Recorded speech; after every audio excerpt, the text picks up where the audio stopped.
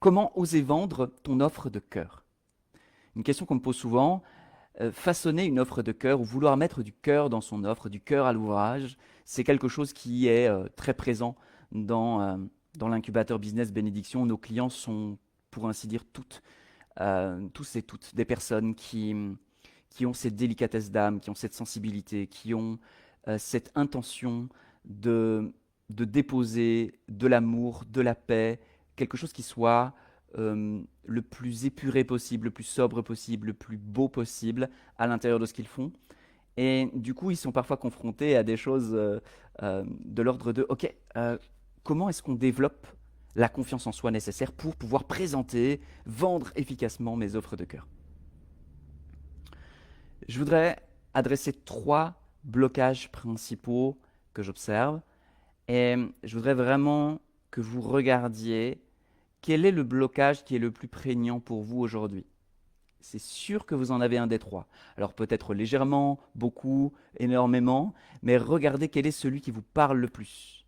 Et je voudrais que vous vous engagiez vis-à-vis de vous-même d'une manière ou d'une autre à aller vraiment travailler sur ce blocage. Parce que ça va vous ouvrir des perspectives qui sont aujourd'hui juste pas possibles. Là où c'est bloqué, ça peut pas aller.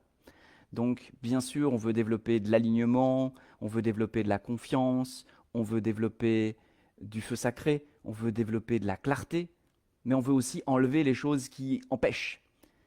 Voici les trois blocages qui empêchent la vente d'une telle offre. La première, c'est je ne suis pas convaincu ou pleinement convaincu par la valeur de mon offre. Parfois, ce que j'observe chez ces clients-là, c'est que ils savent pas trop. Ils ont un sentiment, une intuition, mais ils savent pas quelle valeur ça a. C'est difficile de vendre quelque chose aux autres si on ne sait pas que ça a de la valeur. C'est difficile de vendre quelque chose aux autres quand nous, on pense que ça a de la valeur, mais qu'on ne sait pas si pour l'autre ça en a ou ça en aura. Est-ce que c'est... Première question que je pose, c'est est-ce que c'est une offre de cœur que tu as conçue pour toi ou pour l'autre? Ça, c'est une question qui pique en général. Ton offre là, tu l'as conçue pour toi ou pour l'autre? Alors bien sûr, c'est toujours un peu un mélange des deux. Mais si on va voir les raisons pour lesquelles on l'a créé pour soi, il est fort à parier qu'on puisse aller enlever un petit peu d'ego et augmenter l'efficience et la puissance de notre offre. Parce que quand dans notre offre, il y a plus de l'autre et moins de nous, l'autre va davantage se reconnaître et accorder davantage de valeur. C'est un petit peu comme quand on a une conversation avec quelqu'un et que l'autre sent qu'on est vraiment là pour lui, qu'on l'écoute vraiment, qu'on lui fait vraiment de la place. Ça aura beaucoup plus de valeur pour lui que s'il sent qu'on est prêt à décocher, qu'on est prêt à vendre notre truc, qu'on est prêt à tout ça. Ça, c'est ce qui fait la différence au niveau de la qualité de la relation. Donc, est-ce que c'est une offre de cœur qui est conçue pour toi parce que toi, tu as besoin de faire cette offre ou est-ce que c'est parce que tu as vu l'autre et que tu as l'élan d'apporter à l'autre une solution à son problème, d'aider l'autre à atteindre un désir, de, de quelque part être une ressource pour l'autre? Si je veux oser vendre, je dois être absolument convaincu que c'est utile pour mes clients. Si je veux oser vendre mon offre, je dois être absolument convaincu que c'est utile pour mes clients. Autrement dit, je dois avoir fait le job de savoir quel est le problème que je résous, quel est le désir que j'adresse, quel est le besoin qu'ils ont. Je dois le savoir. Et je dois savoir que je suis en train d'adresser ça. Et je dois savoir que ce que je propose va être aidant, va être utile. Si j'ai pas ça, je n'arriverai pas à le vendre parce que je ne suis pas convaincu que c'est utile à l'autre. Puis quand on a de l'empathie, de la délicatesse, de la sensibilité, inconsciemment, on va juste s'interdire de vendre l'offre parce qu'on n'aura pas validé le fait que c'est bon pour l'autre, que c'est utile à l'autre. C'est le premier blocage. Le deuxième blocage, voyez bien quel est des trois blocages celui qui vous parle le plus.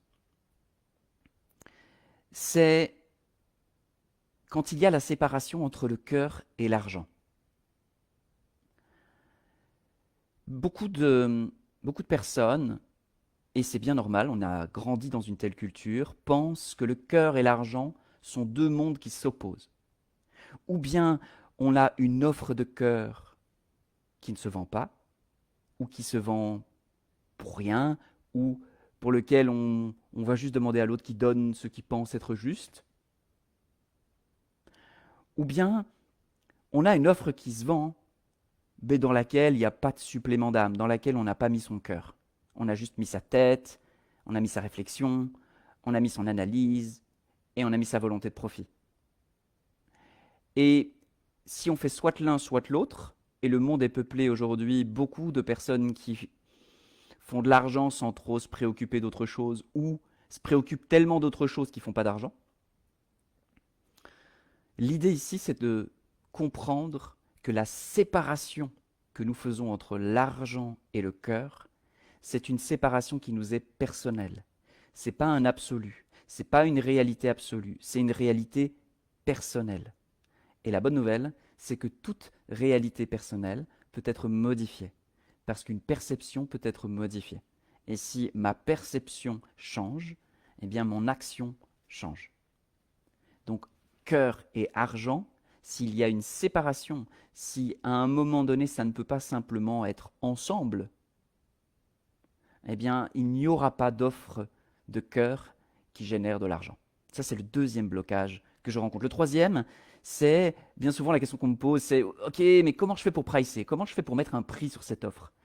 Je sens que ça a beaucoup de valeur, mais en même temps, je ne sais pas si je mets ce prix-là, il y aura des clients, ce genre de questions-là. Si je ne suis pas à l'aise avec mon prix et que j'ose pas annoncer le prix ou que j'annonce le prix presque en m'excusant, c'est sûr que ou bien l'autre va pas acheter ou bien il va négocier très durement. Et en bout de course, on va se retrouver dans le cas d'une offre de cœur qu'on va avoir plaisir à livrer parce qu'elle, c'est vraiment tout notre cœur qu'on a mis dedans, mais qui ne nous permettra pas d'en vivre ou d'en vivre suffisamment.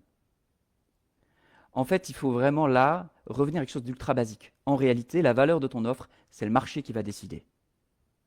C'est le marché qui va déterminer ce que ça vaut. Ce n'est pas toi, ce n'est pas ton client, c'est le marché.